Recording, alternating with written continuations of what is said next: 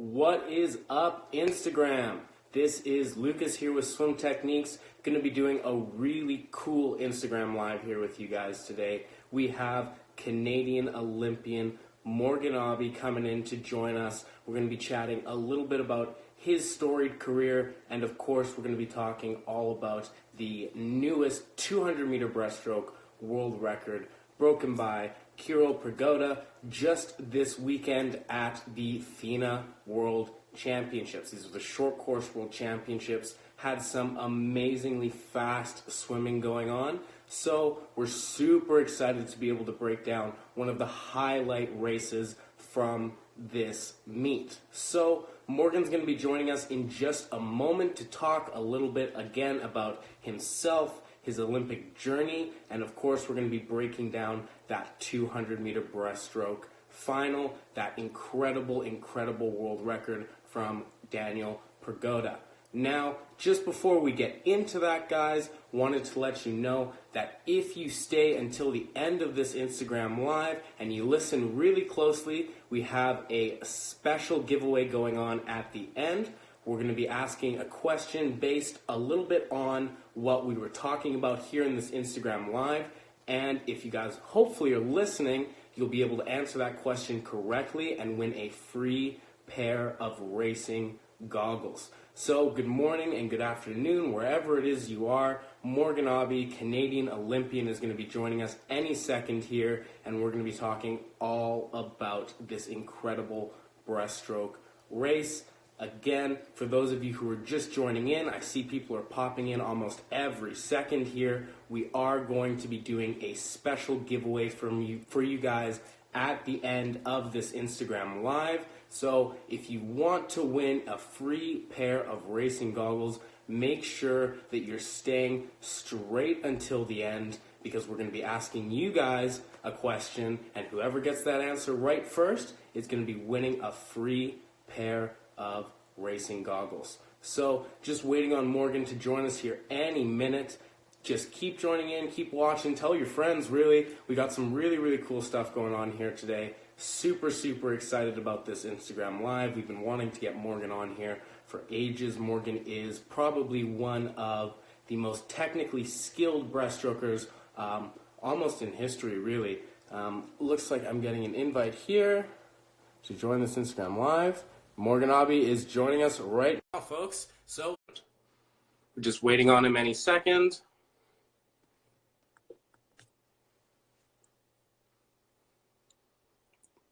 Always can take a second just to connect. Of course, great thing about Instagram Live, we can have people from all over the world joining us. Morgan, Leon, my friend, how are you? I'm very good, thank you. Awesome. Well, thank you so much for joining us here on Instagram Live today, man. We're really excited to have you. Oh, no worries, mate. All right. So, for those swimmers who may not know you, maybe just give us a little bit of a breakdown just about your career, kind of where you started from, and maybe give us just a highlight or two of kind of some of your races that really stuck out the most to you. Yeah, a little bit of breakdown. Pan American Games medalist, Commonwealth Games medalist, Pan Pacific Championships, World Short Course Championships medalist as well, Olympic finalist. Broke many Canadian records in breaststroke throughout my career. So yeah, that's, pretty humble beginnings from Northern Alberta, Absolutely. all the way up all those ranks. But yeah, and now just coaching down in Australia. So hoping to pass on the knowledge and pass on the knowledge to your viewers there. Awesome. Now, correct me if I'm wrong, but there was a time where you were holding all 6 breaststroke Canadian records at once. Is that right? Yeah, I'm not sure. Someone's going to have to go and dig deep into the archives to find that out. But I think maybe I was the only one to actually hold all 6 at the same time, so simultaneously. So, yeah, that's one of the achievements. That's pretty incredible. And you were a swimmer that definitely started to reach that world-class success at a fairly young age too. Is that right? How old were you at your first World Championships? First World Championships, think I was 16 years old. 16 years old. Wow. That goes all the way back to 1998, where I came 13th, and then the next year think 99 or 2000 Hong Kong World Champs. I was 17 and I broke 60-second barrier, short course 100 breaststroke for the first time at 17. So that was always quite a good little highlight. Yeah, no kidding. 17 years old, under a minute for the first time. You were 59.93. That is pretty crazy, man. Well, we're really excited to have you on here. One thing that I always like to ask when we have Olympians join us on Instagram Live, you know, for almost anyone who jumps in a pool, doesn't matter how old they are, it's always a dream to make the Olympics. And I like to ask, like, from your point of view, like, what was that experience like? So I went to the Olympics at 19 years old, so pretty fresh faced, rookie on the team, you know, on the Olympic team. So it was the Sydney Olympics, so that was a fantastic Olympics by all standards. I think even nowadays they still compare every current present day Olympics, you know, back to that one because it set a very high standard. The swimming was unreal. It was held in Australia, of course, in Sydney. So the swim team were just treated like rock stars, and That's awesome. the crowds were unbelievable. You know, media was 100% behind it. So it was a really special point in time, I think, to really be a part of. You know, you had some of the greatest swimmers in the world doing amazing, incredible things. You know, just from the Australia team, in particular on their home ground. So to be a part of that, I think was something very special, and I had very good memories from it. Absolutely. And maybe tell us a little bit about what that Olympic final was like for you. You know, everyone, of course, dreams about making the Olympics, but then actually having a chance to stand up and race for a medal, I can't even imagine what kind of a feeling that is, how you feel before you're behind the blocks. Yeah, I wasn't nervous. I know it's kind of a silly thing to say, but no, I wasn't nervous. You know, I was ready. It was something I was mentally prepared for since, you know, I was 11 years old, and I made that decision that, you know, hey, one day I'm going to be an Olympian, and I'm going to be in that, you know, going to the Olympics. So that was something that, you know, standing in front of, I think it was almost 20,000 people in that Olympic stadium, you know, wearing, you know, you're basically naked, you know, you're wearing just these little DTs, and, you know, you have to stand up there and you have to perform and all these things. But no, I was ready. I was ready to swim. Swam PBs every time I hit the water. So through the heats and semis and finals, both the 100 and 200 breaststroke. I think I broke a Canadian record for the relay split there as well. So I was on the 4x100 medley relay as well.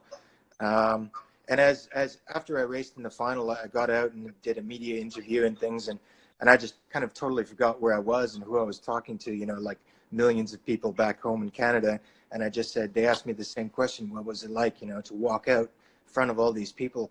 And I just started to describe it, and I just went, holy shit, you know, there's a lot of people.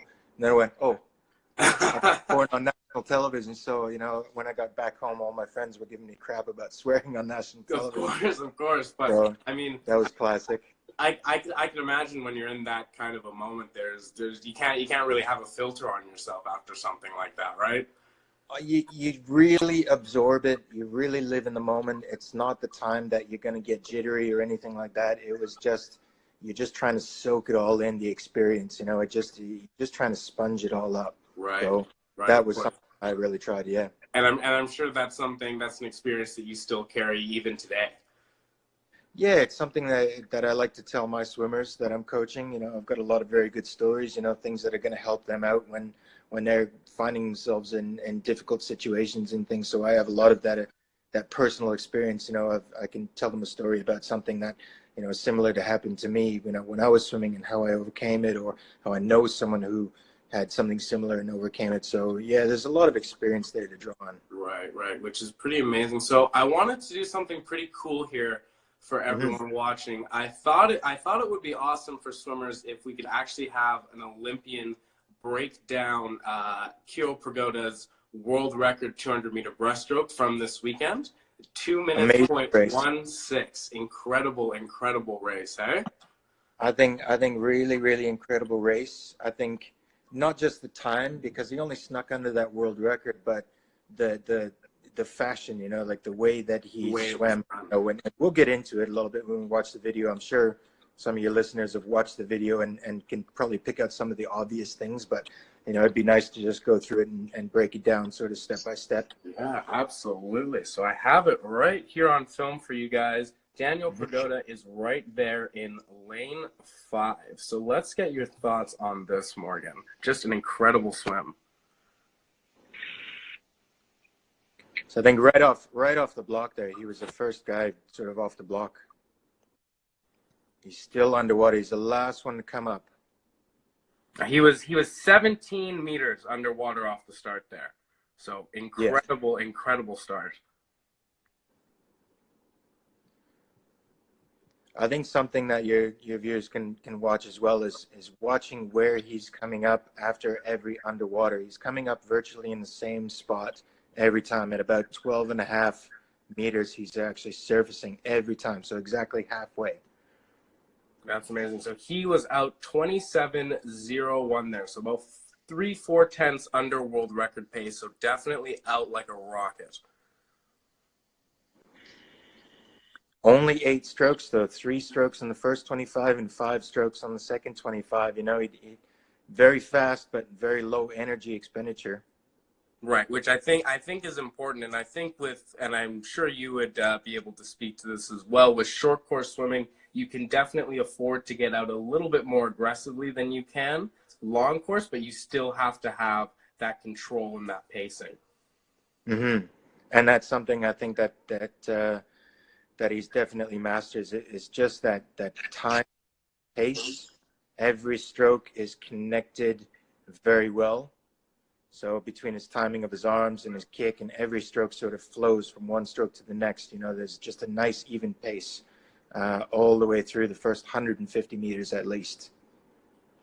Yeah, so he's 27.01, 30.61, 31.13 is his 150 time.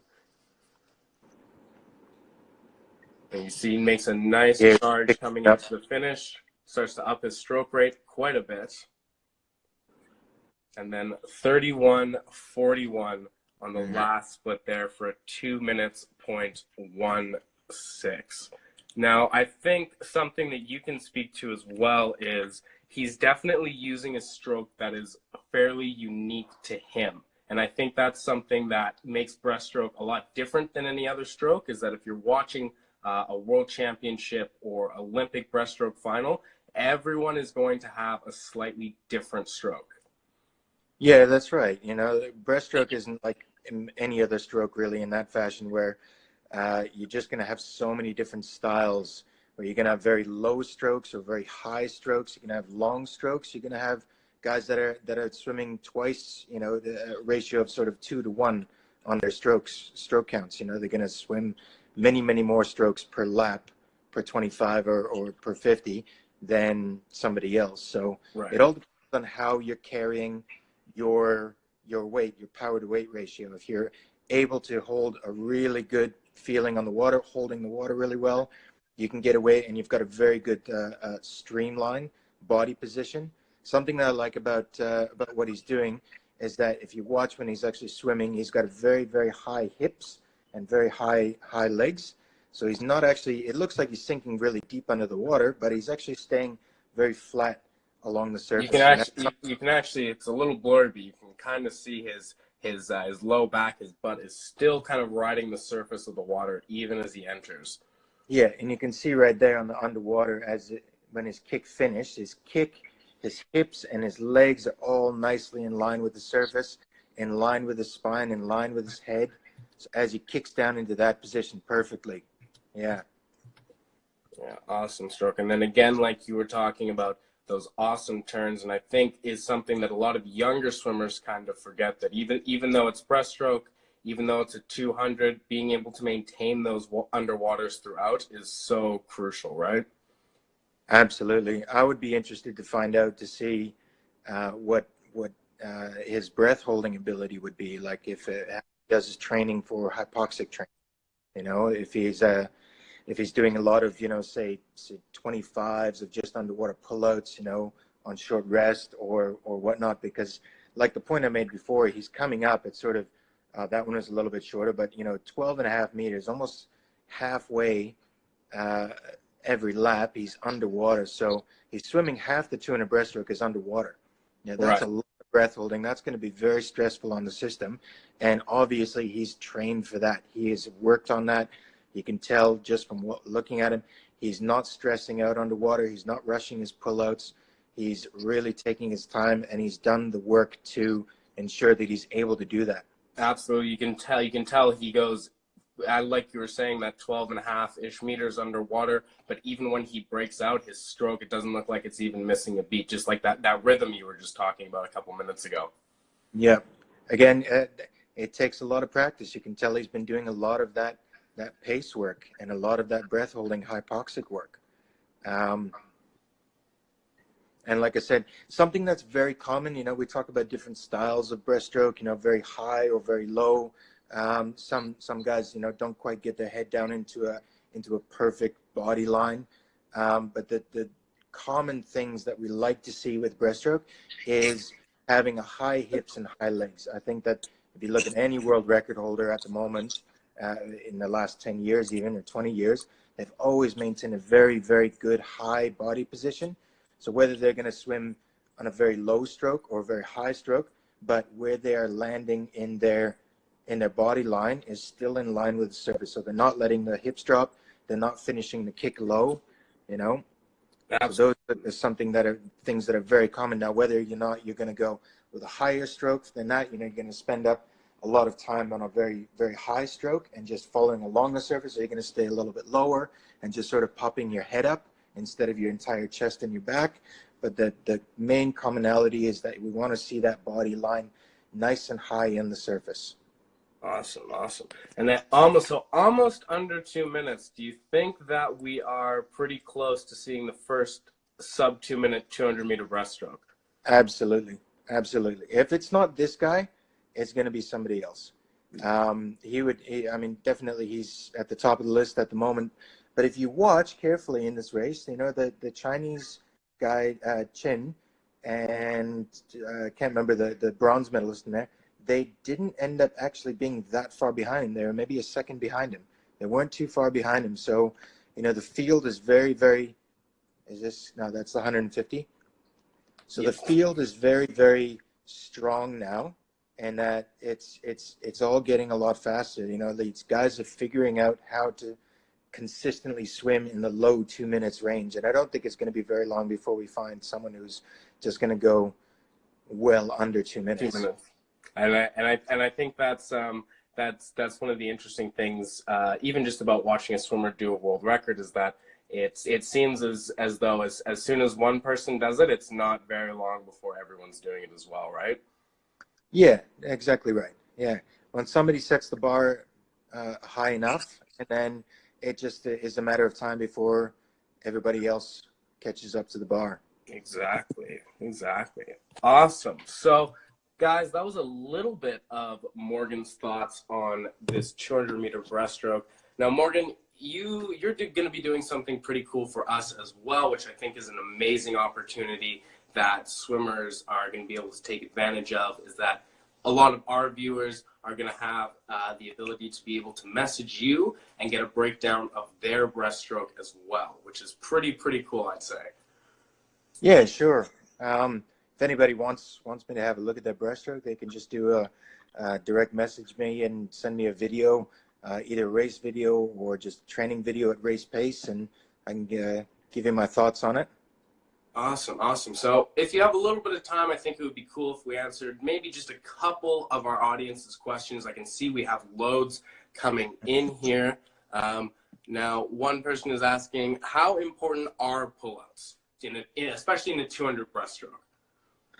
Specifically in short course? Specifically in short course. It's a different animal, it's a totally different animal. Like I said, at 200 breaststroke course, you are literally spending half your time underwater. So it's important to do those pullouts really well.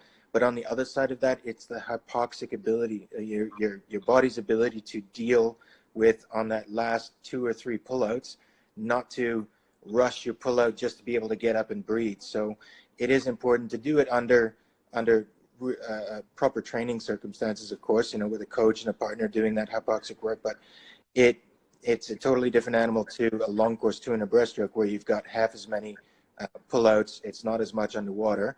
If he swam 2 minutes, he's spending a minute underwater, basically, and working hard at world record pace. So, I think that's a really good example of just really hard discipline with his training. He's worked on that. He's obviously an expert at it. So it's something I think that anybody and everybody has to be able to do and to get very good at, is doing your turns, following through any underwater pullouts. And I think it's actually going to be really interesting to see what he does long course. What are his times going to be like long course with that stroke and that ability to not panic underwater when he's starting to get stressed at the end of a race. So absolutely. Right now we have someone else here that just made a comment. Yeti's Girl 913 says, what strategy do you suggest for the 200 breaststroke for each 50? So in other words, kind of how do you like to break each 50 up? I tend to do this, and I tend to teach it now. Is that, and if you go back and watch Prigoda's video again, get the first 100 done as easy, as fast as possible. You really want to start lifting up your pace and really putting a lot more energy into your third 50. That's just my preference.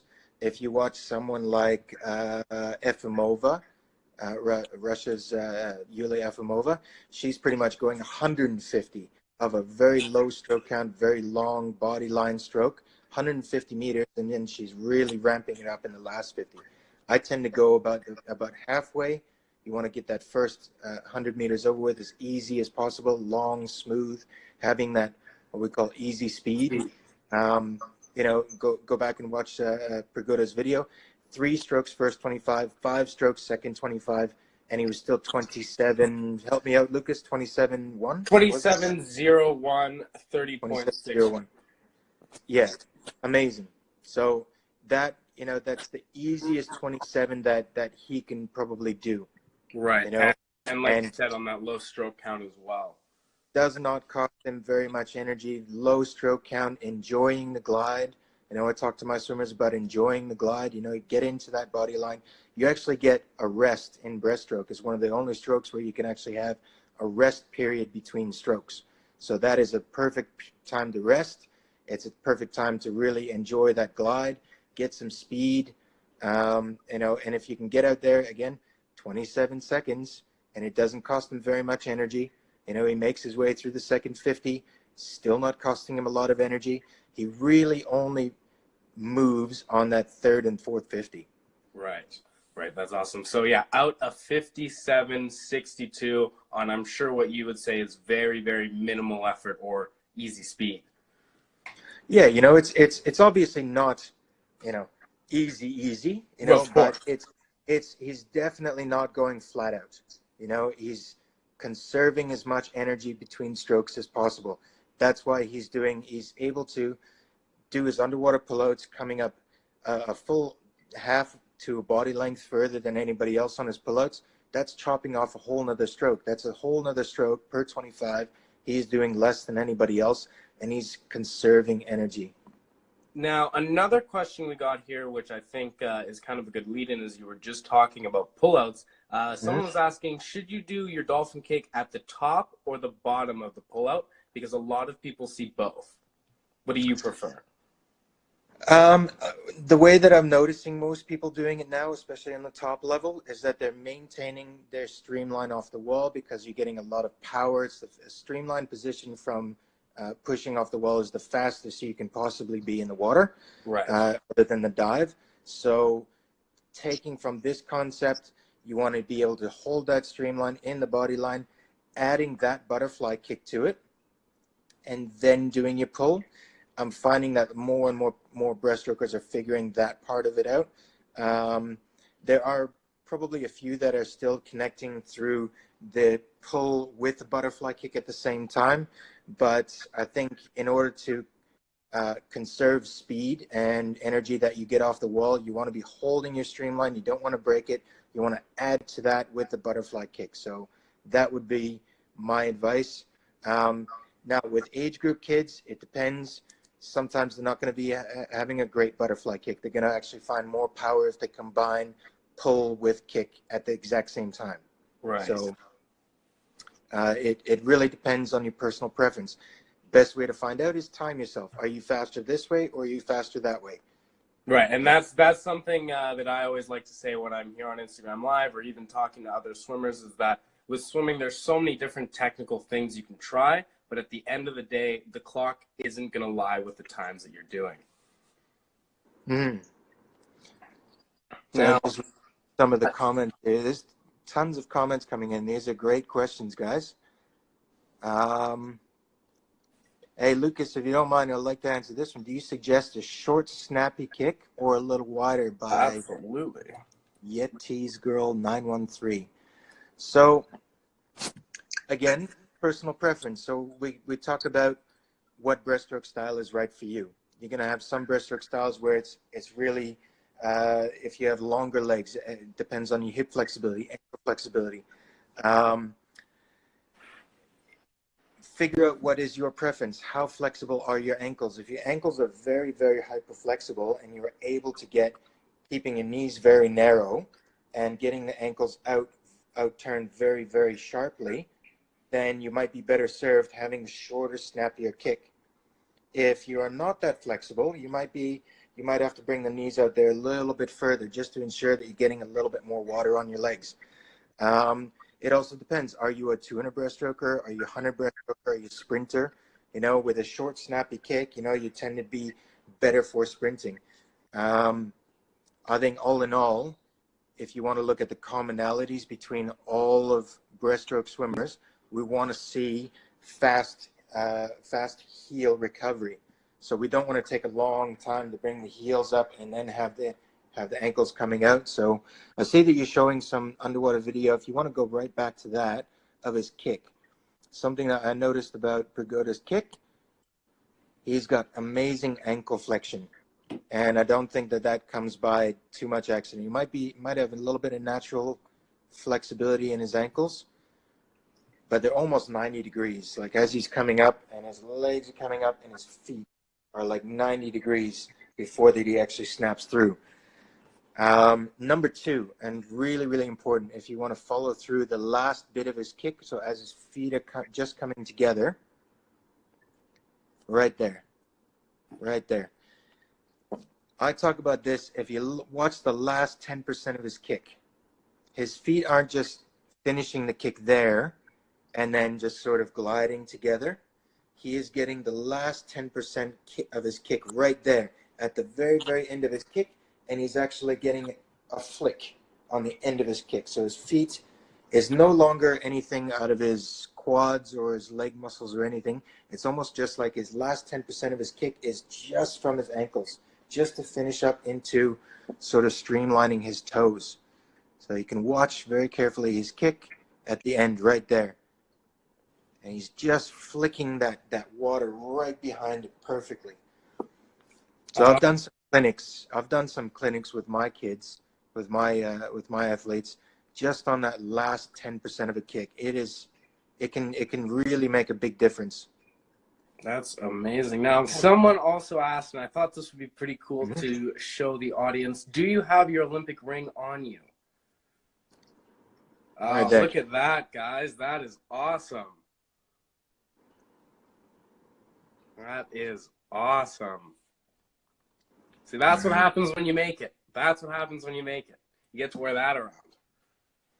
Very, very Oh, cool. you also get the tattoo and you get the certificate, and yeah, there's a few more perks with the job. Few more perks with the job, right? Yes. That's awesome. That is awesome. So yeah, overall, just an amazing race to watch, and I think you might agree with me. Sorry about that. In that this just entire World Championships has been probably, especially short course, one of the fastest and deepest meets I've seen in a while. It has been, and it's not even that well attended, in my opinion. But I think even with that, it has some very, very high quality swimming in there. Yeah, absolutely. Some incredible races, not just from Pagoda, but from both men and women. Actually, both some incredibly strong swimming going on there as well. Now, someone is asking about workouts to improve. I'm probably not going to ask you to give us a full workout, but do you have just any quick set or anything small that comes to mind that might be good for someone who's working on a 200 breaststroke? Oh, I mean, we touched on it a few times. It's basically short course 200 breaststroke. If you are not able to do your proper length underwater, off your turns, and doing an underwater pullout and being relaxed underwater, especially when it comes to those critical last couple of pullouts, last turns, yeah, you definitely need to be working on the hypoxia ability. So something very simple, and your coach might be doing this with you, is whenever you're doing a breaststroke set, do double underwater pullouts, working on your body line. So just diving in. Can you do a dive and do one underwater pullout and go 25 meters, Right. with zero? So just dive, underwater pullout, and end up, full recovery, everything. But before that, you're doing your first stroke and be at 25 meters. That's just a very good skill to have. Just do a push and a streamline. How far can you go? Very simple things that you can measure. So anything that's measurable, distance-wise, body line-wise, streamline, pullouts, it's very simple to do.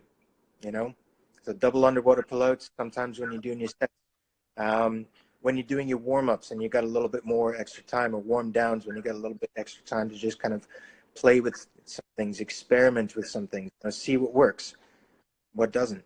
Right, and I think that's something that's great about, and we were kind of just touching on this a little bit before, is that there's so many different styles and so many different small techniques that people can be using. Is that training hard is important, but actually being able to test everything that you're doing is almost just as important as well, right?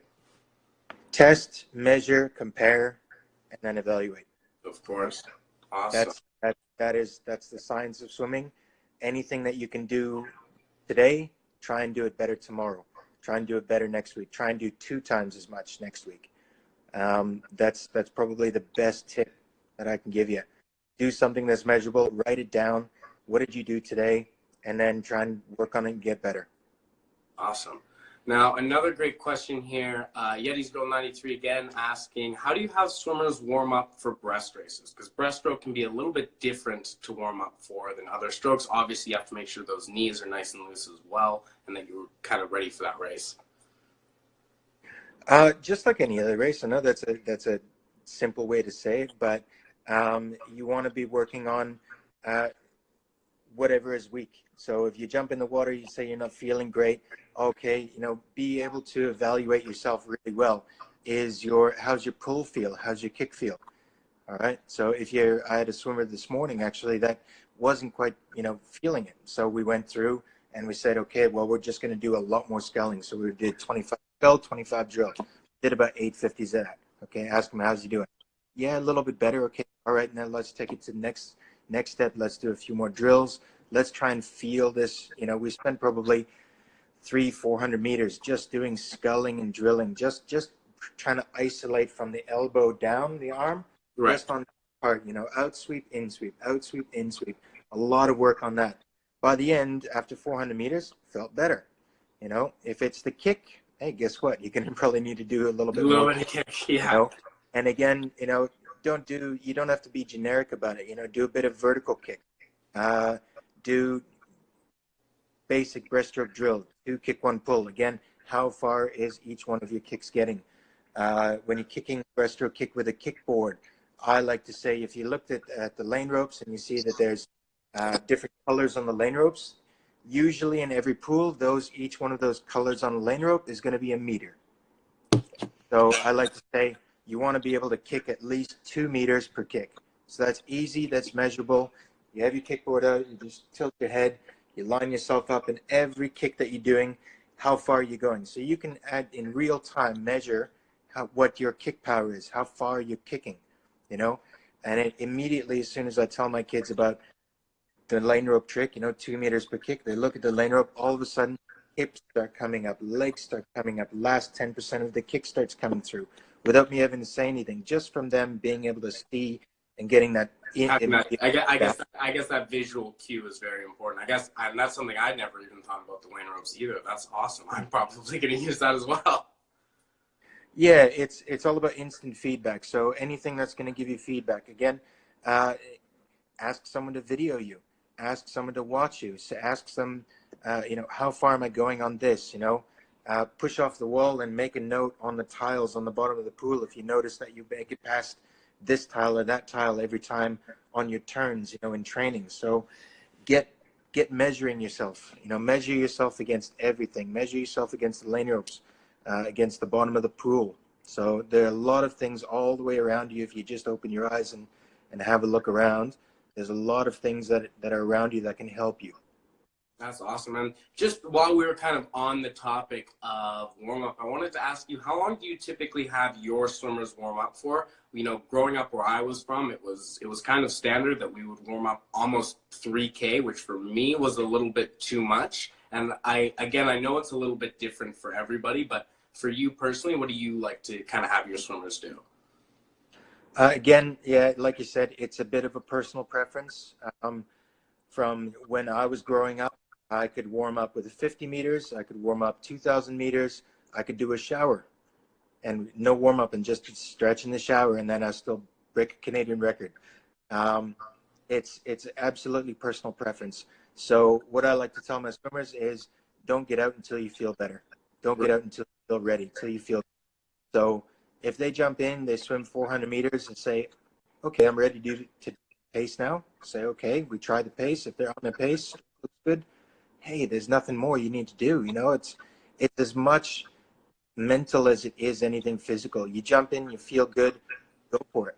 Yeah. If you jump in, you're not feeling great, you had a bad sleep, hey, maybe it's going to take you a little bit longer to warm up. You need to get some blood moving, you need to get your heart pumping, and maybe that's what it takes. It's going to take you 2,000 or 3,000 meters, to warm up. So again, know yourself, understand yourself, know what works for you, and having that good confidence in yourself to know that, hey, I swam 500 meters in warm up, I'm confident. I can do this. Right. Or 2,000 meters makes you confident, but don't get out of the water until you feel confident, until you're happy. Yeah, So absolutely. I think that's great advice, and I hope that's something that a lot of you guys actually take home, and that's something that I had to kind of learn throughout my career with my coach as well, was that really at the end of the day, it all comes down to you, your personal experience, and how you're feeling. It doesn't necessarily matter a specific number, a specific time. It's all about just how you feel. And I think one of the things I love about talking to you, over a lot of other swimmers, is that you, I think, are really, really important, or it's very, very important to you, that feel, how you feel in the water, what that means to you. sorry, just go through that again. I was just reading some of the comments here. You've got some great comments coming through. But Lucas, why don't you go ahead and just say that one more time for me? Oh, I was just saying that I think it's great, and kind of one of the reasons why I love having you on and talking to you specifically is that more so than a lot of other swimmers, you're more focused on the feel, how you feel in the water, how your body feels, as opposed to kind of setting yourself on a specific time or number or one thing that you need to be doing. Absolutely. Again, you might need your coach to write down the workout on a piece of paper, and you take that piece of paper and you plaster it on the wall of the pool, and you need something that's regimented. Like you need to know that, hey, if I go through these many 100s and these many 50s and these many 25s and do this drill and do that drill, and if that's what makes you feel confident, if that brings you confidence, do it. Absolutely, 100%. If it's something else, then do that. So it's about knowing yourself, your coach knowing you as well. So having the coach, and if you have a good relationship with your coach, and be honest with your coach and say, Coach, I didn't race that well. I got stuffed up this in my warm up, or I didn't do this properly. But I try this next time, or it's all a lot of it is experimentation. Figuring out, especially when you're an age group kid. So I'm working with age group kids, so they're still learning what works for them. You know, if they come to the pool and they're tired, a little bit groggy, didn't get a great night's sleep, they're going to have to figure out what's going to work for them. So I will keep them in the water and say, okay, let's try this. You know, how does this work? How does this feel? Do this drill, do that drill. You know? Awesome. Awesome. Now, we're not going to keep you for the entire day here. I know our viewers would absolutely love that, but we do have one question from, just to recap, someone's asking, where do they send their race videos to be analyzed? Should they just direct message them to you on Instagram, or is there maybe an email they can reach you at? Whatever really works for you. Probably just direct message me on Instagram. Yep. So I'm still fairly new on the Instagram, so apologies in advance if I don't get around to everybody. I'm still learning this. You know, you're teaching me a lot about the Instagram and things like that. Yes, I think my 2 social media accounts right now are Facebook and Instagram. So you can find me on there. But yeah, let's keep it to Instagram at the moment. And yeah, just fire me a video. I'll give them my thoughts. I'll put in my 2 cents. Hope it helps. You know, hope I can help a few of you guys out there. You know, getting to be better swimmers. Awesome. Well, I want to thank you so much for joining us, Morgan. It was an absolute pleasure to have you on. Not a problem. All right. Thanks so much. I'm sure we'll be seeing from you a lot more, Morgan.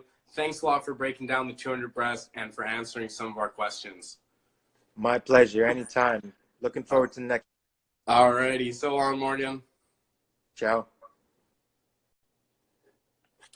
All right, guys. So that was Canadian Olympian Morgan Knabe sharing just a fraction of the knowledge that he has. Now, like I mentioned earlier, we do have a giveaway from this Instagram Live. We are going to be giving away a free pair of MP racing goggles for the first person who can tell me what Morgan's 100-meter breaststroke time was the very first time he broke a minute. So as soon as this Instagram Live session ends, I'm going to be making a story here on Swim Techniques, and I want you guys to answer, and whoever the first person answers correctly is going to win that pair of goggles. So I hope you guys are ready. I want to thank you guys for watching, and the next person who gets Morgan's time correctly in our story is going to win that pair of goggles. So let's see who does it.